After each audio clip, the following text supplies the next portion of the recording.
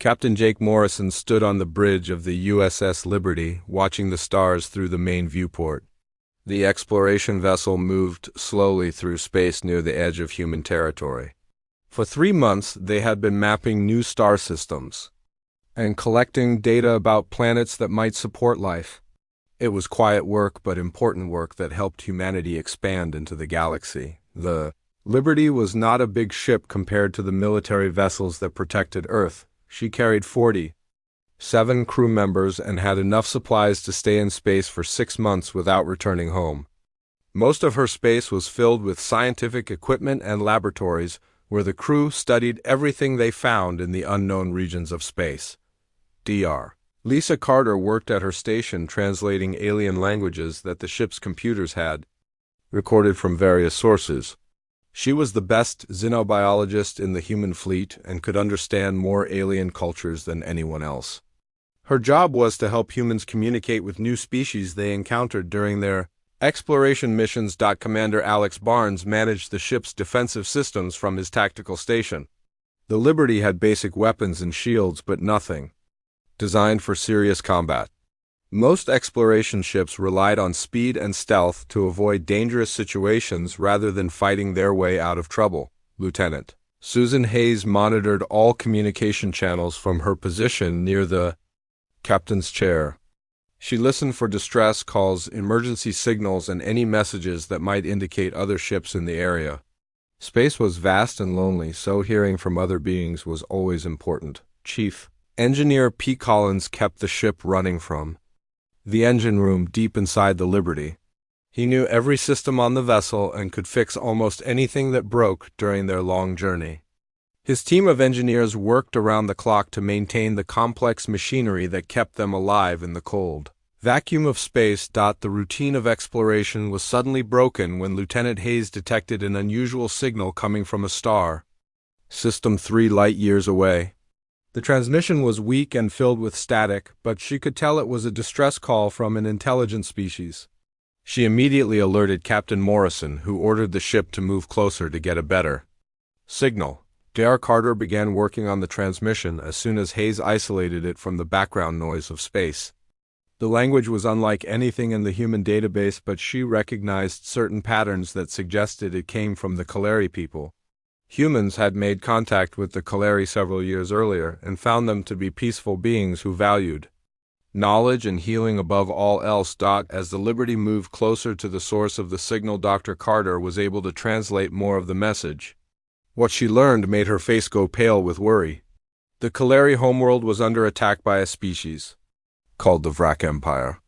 The message begged for military assistance from any friendly species that might receive their call. Captain Morrison listened carefully as Dr. Carter explained what the Kaleri were saying.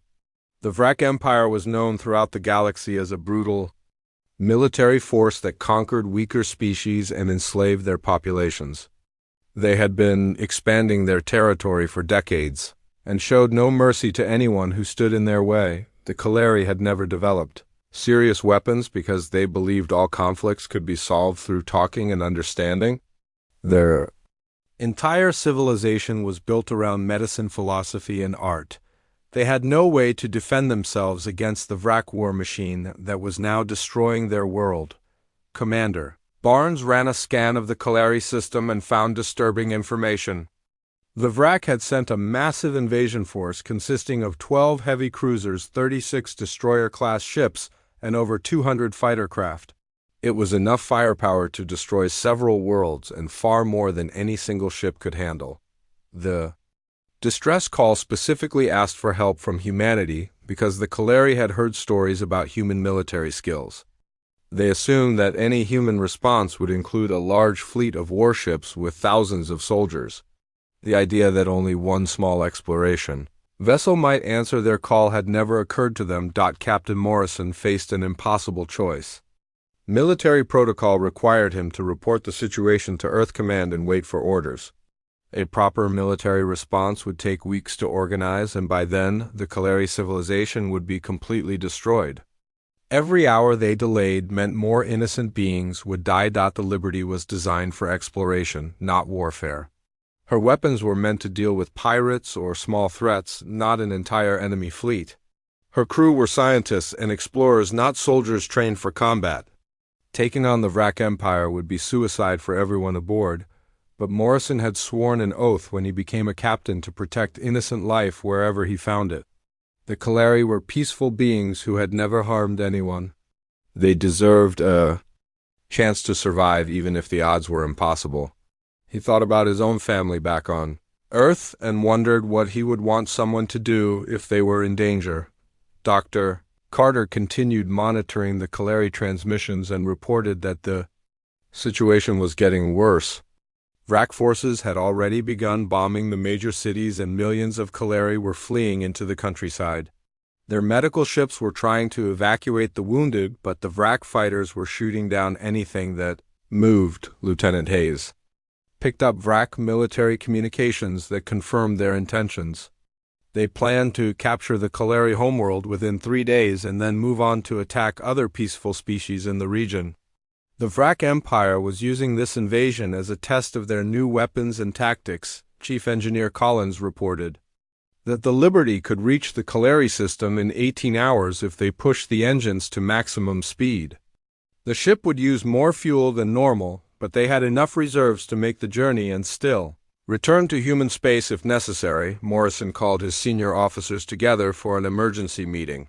He explained the situation and asked for their opinions about what they should do. Some argued for following protocol while others wanted to help the Kaleri immediately. The debate continued for an hour as they weighed their duty against the practical realities of their situation. Finally, Morrison made his decision. The Liberty would answer the Kaleri distress call alone. Captain Morrison announced his decision to the entire crew over the ship's communication system. The Liberty would travel to the Kaleri homeworld and face the Vrak invasion force alone. He explained that they could not stand by and watch innocent beings die when they had the power to help, even if their chances of success were very small. The crew responded with mixed emotions. Some were afraid of the impossible odds they would face, while others felt proud that their captain had chosen to do the right thing. Everyone understood that they might not survive the mission, but they also knew that the Kaleri had no one else to help them. Chief Engineer Collins immediately began modifying the ship's systems for combat. The Liberty had never been designed to fight a major battle, but Collins was determined to give her every possible advantage. He rerouted power from the scientific laboratories to strengthen the defensive shields and weapon systems. Dr. Carter studied everything she could find about Vrak psychology and military tactics. The Vrak Empire had conquered dozens of worlds over the past century, and their methods were well documented. They relied on overwhelming force and fear to break the will of their enemies before the fighting even began. The Vrak expected their opponents to either run away or surrender when faced with superior numbers. They had never encountered an enemy that would charge directly into a hopeless battle. Dr. Carter believed this could be used against them if the Liberty could stay unpredictable and aggressive. Lieutenant Hayes established communication with the Kaleri leadership on their homeworld. Elder Tarn spoke for the High Council and was desperate for any help that might save his people. When he learned that only one human ship was coming to their aid, he was confused and worried. Morrison spoke directly to Elder Tarn and explained that the Liberty was the only ship in range to help. He promised that his crew would do everything possible to stop the Vrak invasion, even though they were vastly outnumbered. The captain's confidence helped calm the Kaleri leader, who had been losing hope. Commander Barnes worked with Collins to develop new tactics that might work against the Vrak fleet. They studied the enemy formation and identified weak points where a small fast ship like the Liberty might be able to cause serious damage. The key would be hitting multiple targets quickly before the enemy could coordinate their response. The Liberty's industrial fabricators began producing improvised weapons and equipment for the coming battle. Collins designed gravity mines that could tear apart enemy hull plating and electronic warfare devices that might disrupt Vrak communications. Every crew member contributed ideas for how to improve their chances. Dr. Lisa worked around the clock. to understand VRAC command structure and find weaknesses they could exploit. She discovered that all VRAC fleets operated under strict centralized control from a single flagship. If they could disable or destroy the command ship, the entire enemy force would fall into chaos. Navigator. Then Rodriguez plotted their approach to the Calari system using asteroid fields and nebula formations to hide their movement. The Liberty needed to get as close as possible to the VRAC fleet before being detected. Surprise would be their only advantage against such overwhelming odds. The crew trained for combat scenarios they had never faced before. Scientists learned to operate weapon systems while engineers practiced emergency repairs under fire. Ship's medic Dr. Amy Clark prepared the medical bay for casualties and made sure everyone knew basic first aid procedures. Morrison sent a message back to Earth Command explaining his decision and requesting that additional ships be sent to help if possible. He knew that any reinforcements would arrive too late to affect the outcome, but wanted to ensure that humanity would continue supporting the Calari regardless of what happened to the Liberty.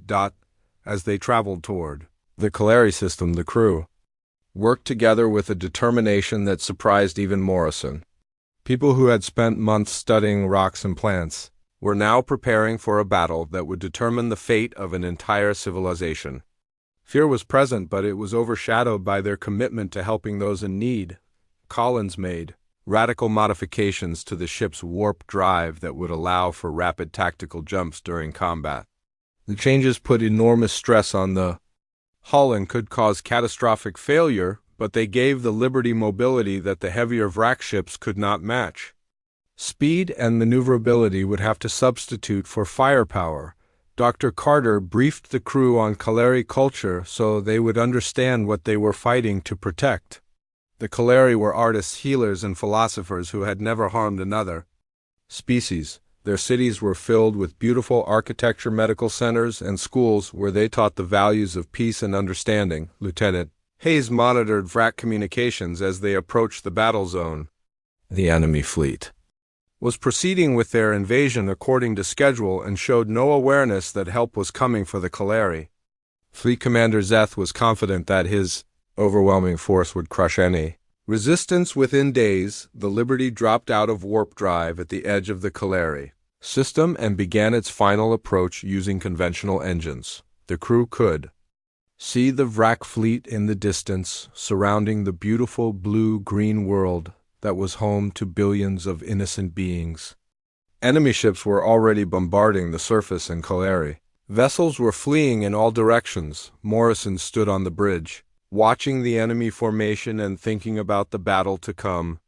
12 heavy cruisers and 36 destroyers, plus hundreds of fighters against one exploration vessel with improvised weapons.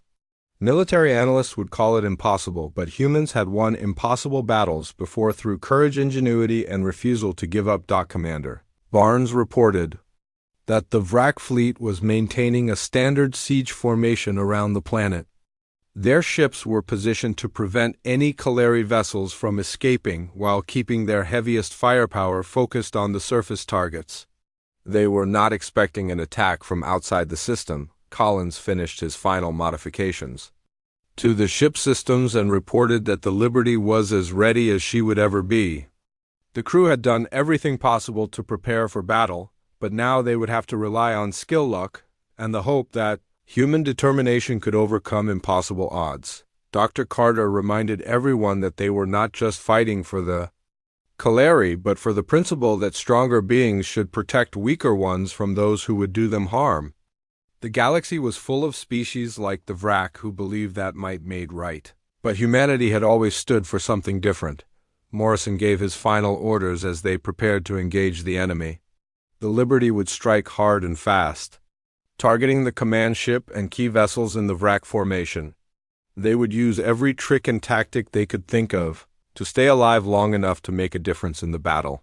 The single human vessel began its attack run against an entire enemy fleet.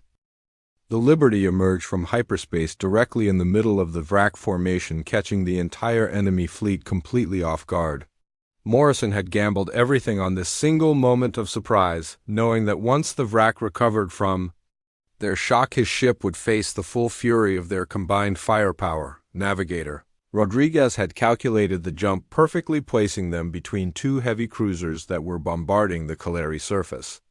The enemy ships were so focused on their attack that they had not detected the human vessel until it appeared right beside them, with weapons already charging. Commander Barnes opened fire immediately, targeting the nearest cruiser's weapon systems.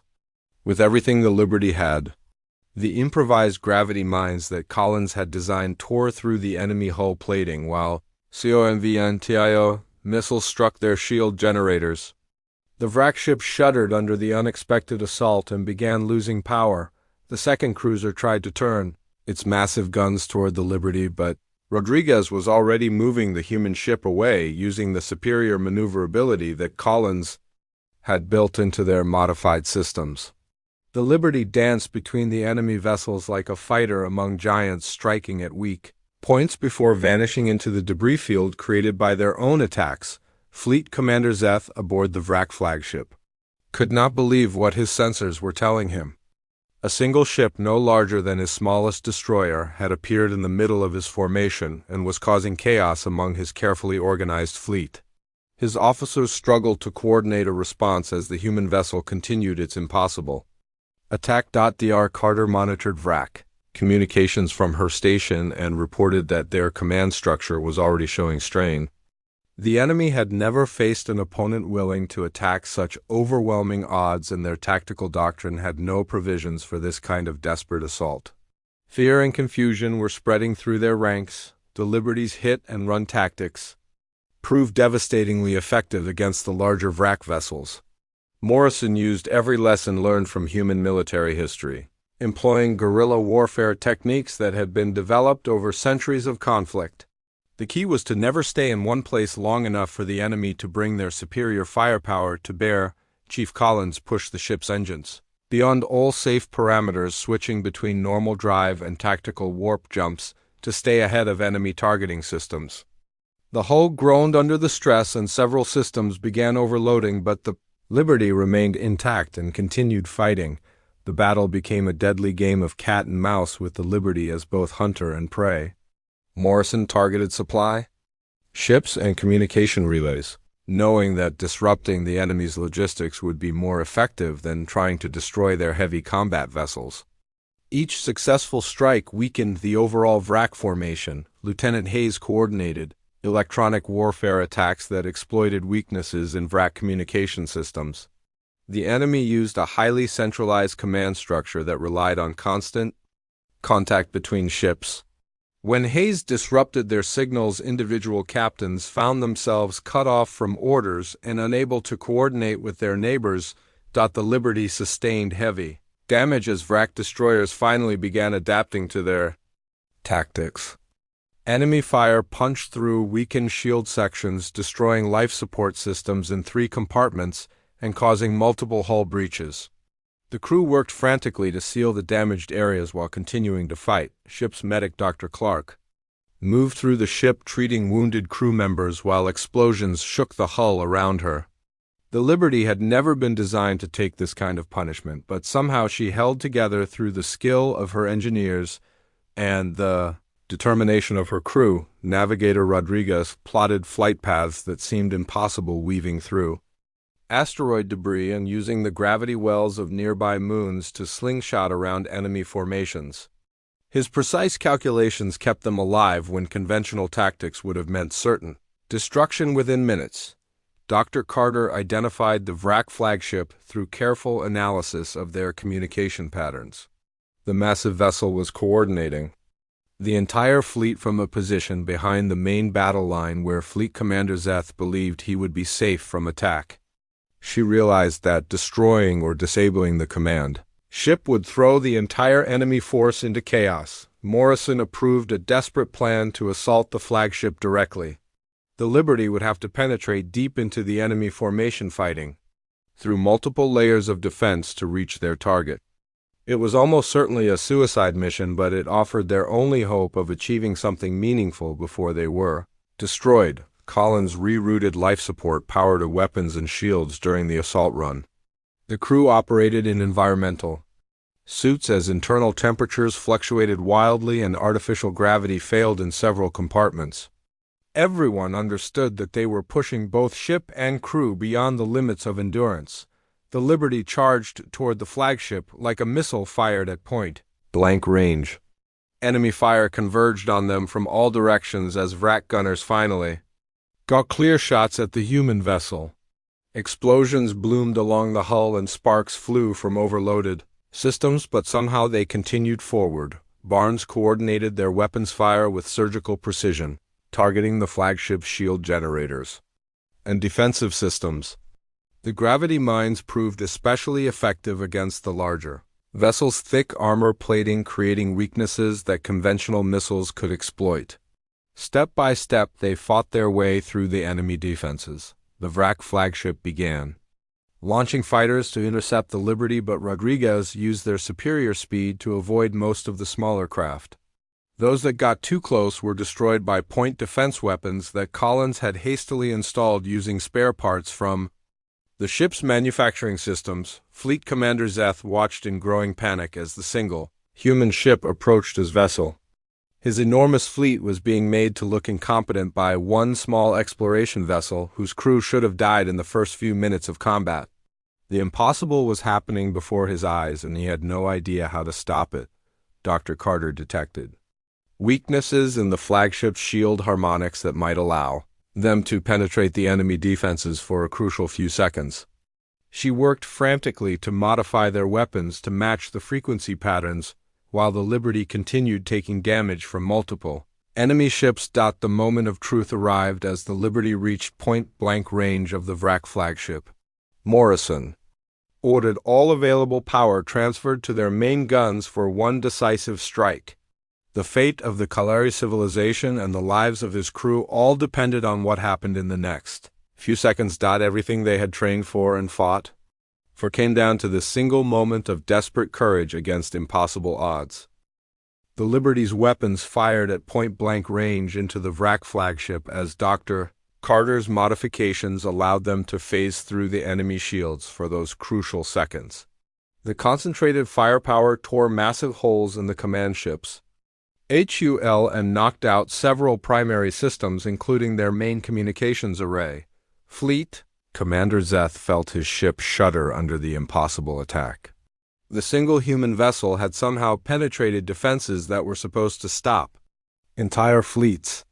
His bridge crew scrambled to maintain control as explosions echoed through the massive ship and critical systems began failing one after another. Morrison ordered an immediate retreat as Vrak destroyer squadrons converged on their position. The Liberty had accomplished its primary objective of damaging the flagship, but now faced the concentrated fire of dozens of enemy ships. Rodriguez executed a series of tactical jumps that carried them away from the main fleet toward the outer edge of the battle zone. The damage to the Vrak command ship was more severe than anyone had expected.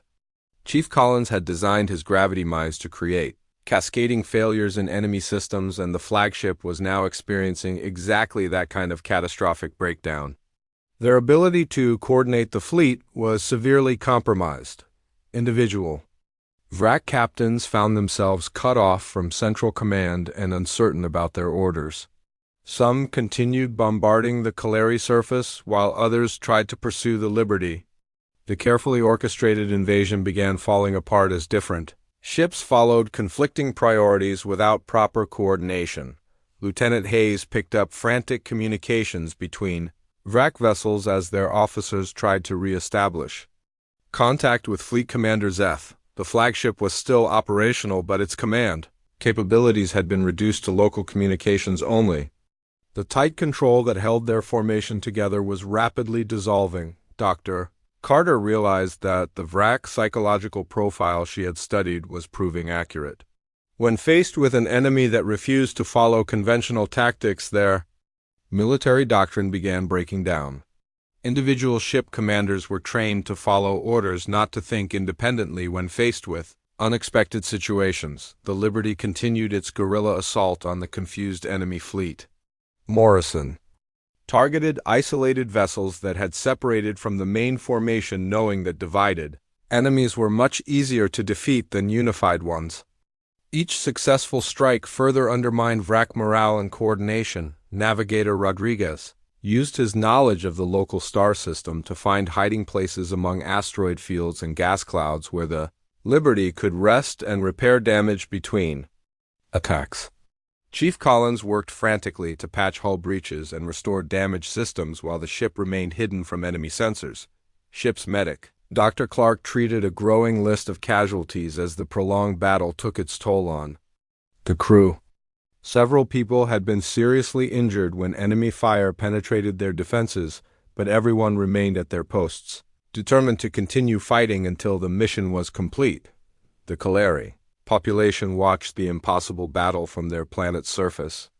Elder Tarn broadcast updates to his people explaining how a single human ship was fighting an entire enemy fleet to protect their world.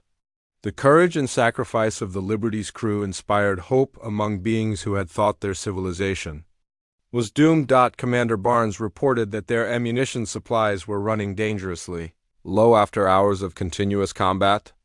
The Liberty had never been designed to sustain this level of warfare, and they were consuming resources faster than the ship's fabricators could replace them.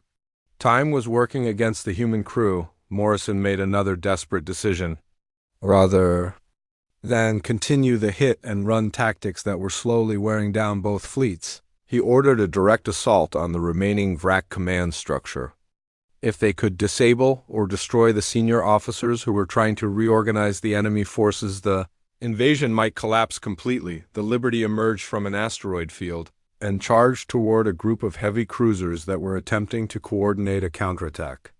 The human ship had sustained so much damage that it barely looked spaceworthy, but its weapon systems were still functional and its crew remained determined to fight.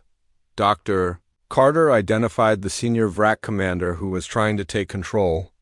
After Fleet Commander Zeth's flagship was crippled, the new leader was aboard one of the heavy cruisers and was working to restore order among the scattered enemy vessels.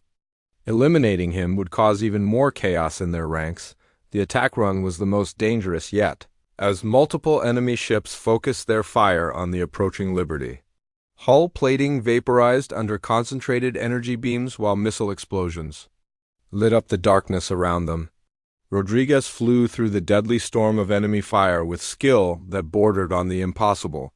Collins reported that their main reactor was approaching critical overload as he pushed the ship's power systems beyond all design limits. The Liberty was literally tearing herself apart from the inside, but somehow continued functioning through the dedication of her engineering crew and the strength of her construction. Lieutenant Hayes detected a weakness in the enemy formation as several Vrak ships moved to intercept their attack. The maneuver left gaps in their defensive screen that a fast ship might be able to exploit. She relayed the information to Morrison, who immediately ordered Rodriguez to change course. The Liberty slipped through the gap in enemy defenses and found herself behind the heavy cruiser that carried the senior Vrak commander. Barnes opened fire with everything they had left, targeting the ship's bridge and command centers. The concentrated assault overwhelmed the enemy vessel's shields and caused massive internal explosions. The destruction of the second command ship was the final blow to Vrak morale and organization. Individual captains began making their own decisions about whether to continue fighting or retreat to safety. Some ships turned away from the battle while others maintained their positions, uncertain about what orders they should follow. Fleet Commander Zeth finally managed to re-establish limited communications from his damaged flagship. What he saw filled him with rage and disbelief. His overwhelming force was being defeated by a single enemy ship that should have been destroyed in the first few minutes of combat. The situation was beyond his understanding or experience. Morrison ordered one final push against the demoralized enemy fleet. The Liberty was running on emergency power and held together more by determination than structural integrity, but she still had enough fight left to pursue the retreating Vrak ships. Every enemy vessel that fled the system was one less threat to the peaceful Kaleri. The battle that had seemed impossible was turning into an incredible victory. Through human courage, ingenuity, and absolute refusal to surrender, the Vrak Empire was learning that overwhelming numbers meant nothing when faced with beings who would rather die than abandon their principles. The last wreck ships fled the Calari system in complete disorder, leaving behind debris fields and the shattered remains of what had once been a mighty invasion fleet. Fleet Commander Zeth's flagship limped away with its hull scarred and its command. Authority destroyed by the impossible defeat they had suffered, the Liberty hung in space above the beautiful blue-green world of the Calari homeworld. Her hull was blackened and torn from the prolonged battle. Emergency lights flickered through gaping holes where enemy weapons had penetrated her defenses. She looked more like a piece of space junk than a functioning starship, but she had accomplished the impossible. Captain Morrison stood on his damaged bridge looking down at the world they had saved. 47 crew members had faced overwhelming odds and emerged victorious through courage, determination, and refusal to abandon innocent beings who needed their help. The cost had been severe, but the price of failure would have been far worse. Chief Engineer Collins reported that the ship's main systems were functioning on backup power and emergency repairs. The Liberty could maintain life support and basic operations, but would need extensive work and a proper shipyard before she could safely return to human space. For now, they were stranded in orbit around the world they had fought to protect. Dr. Carter established communications with Elder Tarn and the Calari High Council, who were still struggling to comprehend what they had witnessed. An entire civilization had been saved by a single ship whose crew had been willing to sacrifice everything for beings they had never met before today. Elder Tarn led a delegation of Calari leaders aboard the Liberty to meet personally with the human crew who had saved their world. The peaceful aliens moved through the damaged corridors with wonder and gratitude, trying to understand how such a small group had accomplished so much against impossible odds. Morrison met with the Calari delegation in the ship's main conference room, which had been hastily repaired after suffering damage during the battle. He was injured and exhausted, but proud of what his crew had achieved. They had proven that humans would stand up for what was right regardless of the cost. The captain explained to Elder Tarn that humanity did not always win through superior numbers or advanced technology. Sometimes they won through determination, creativity, and the absolute refusal to give up when fighting for something important. The Liberty's victory was proof that courage could overcome any obstacle. Dr. Carter began establishing formal diplomatic relations between humanity and the Calari Confederation. The grateful aliens offered their advanced medical technology and scientific knowledge in exchange for protection agreements with Earth. More importantly, they became humanity's first true allies in a galaxy that was often hostile to newcomers. The Calari had expected an army when they sent their distress call, but they received something far more valuable. They learned that humans would risk everything to protect innocent life, and that Earth's children could be trusted to keep their promises no matter how difficult the circumstances. Lieutenant Hayes sent a detailed report of the battle back to Earth Command, explaining how the Liberty had defeated an entire wrack fleet through superior tactics and human determination. The message would take weeks to reach home, but when it did, the victory would inspire the entire human space fleet. Commander Barnes compiled tactical data from the engagement that would revolutionize human military doctrine. The battle proved that small, fast ships with innovative weapons could defeat much larger forces if they were commanded by officers willing to take calculated risks and think beyond conventional strategies. Ships medic Dr. Clark worked with Calari healers to treat the wounded crew members using advanced alien medical techniques that were far beyond human capabilities. The cooperation between the two species began immediately and would grow stronger over the years that followed. Navigator Rodriguez calculated that it would take several months to repair the Liberty enough for the journey home. During that time, the crew would live and work alongside the Calari, learning about their culture while sharing human knowledge and experiences with their new allies. Chief Collins began working with Calari engineers to repair the ship using a combination of human technology and alien manufacturing techniques. The collaboration produced innovations that neither species could have achieved alone and laid the foundation for future cooperation between their civilizations. The story of the Liberty's impossible victory spread throughout both human and Calari Space, the phrase, "they expected an army," became a rallying cry for human forces, representing the idea that sometimes one person willing to stand up was worth more than 1,000 who remained silent. Morrison received a personal message from Elder Tarn expressing the gratitude of the entire Kaleri species. The alien leader explained that humans had given his people more than just military victory. They had shown that there were still beings in the galaxy who would sacrifice everything to protect those who could not protect themselves. The Vrak Empire was shattered by their impossible defeat and began reconsidering their aggressive expansion policies. The story of one human ship defeating an entire fleet became a cautionary tale that spread throughout Vrak space and fundamentally altered their approach to future conflicts. When repair work was finally completed months later, the Liberty began her journey home, carrying with her the seeds of an alliance that would change the balance of power in the galaxy. The Kaleri would provide medical technology and scientific knowledge. While humans offered protection and military expertise, the crew returned to Earth as heroes, but Morrison insisted that they had simply done what any human would do when faced with innocent beings in danger.